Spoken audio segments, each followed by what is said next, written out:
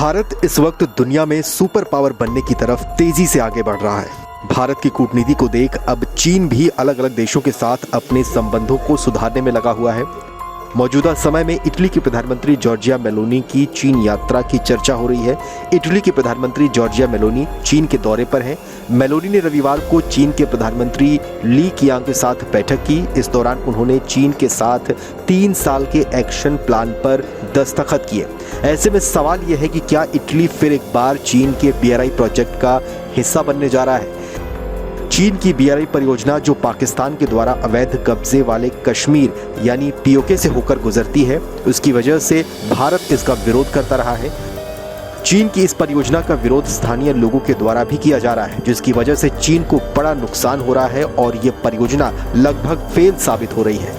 साल 2022 में इटली के प्रधानमंत्री बनने के बाद मेलोनी की चीन की ये पहली यात्रा है। उनका यह दौरा 5 दिनों का है। मेलोनी की इस यात्रा को इटली चीन संबंधों को फिर से पटरी पर लाने से जोड़कर देखा जा रहा है। बताया जा रहा है कि मेलोनी चीन के साथ संबंधों को फिर से स्थापित करने की कोशिश कर रही है। मेलोनी ने बताया कि इटली और चीन के बीच जिस कोऑपरेशन मेमोरेंडम पर साइन हुआ है, उसमें इलेक्ट्रॉनिक मोबिलिटी और रिन्यूएबल जैसे इंडस्ट्रियल सेक्टर शामिल हैं।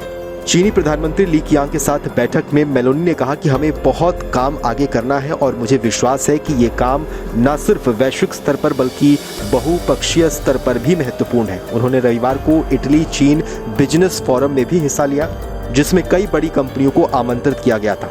मेलोनी ने कहा कि ये हमारे साझे हितों को दिखाता है। वहीं चीनी प्रधानमंत्री ली कियांग ने कहा कि इटली और चीन को मेंटालिटी से काम करना होगा और व्यापार और निवेश सहयोग बढ़ाना चाहिए।